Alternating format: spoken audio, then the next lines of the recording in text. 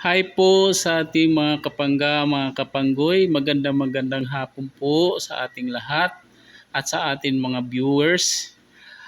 Sana po ay panoorin nyo po, tapusin nyo po panoorin ang video ito. Ako nga pala si Ranil, ang iyong lingkod.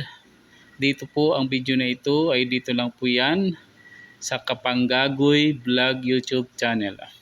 Sa mga bago po natin, mga viewers, sana po huwag niyo pong kalimutan mag-like, mag-subscribe at pindutin ang notification bells para lagi po kayong updated sa susunod pa natin ng mga videos.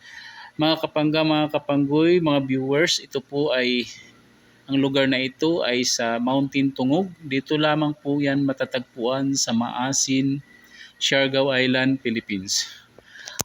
Sa inyo pong kaalaman, mga kapangga, mga kapanggoy, ako po'y taga rito at lumaki po ako sa lugar na ito. Ngunit hindi ko po akalain, first time ko po nakaakyat dito sa mountain na ito, sa Mountain Tungog, at hindi ko po lubos akalain na ganito nga pala kaganda.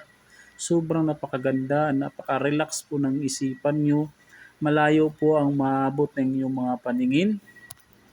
Kung kayo po ay na-stress na sa inyong mga trabaho, ay talagang pag kayo pumunta dito, ay talagang ma-relax po talaga kayo.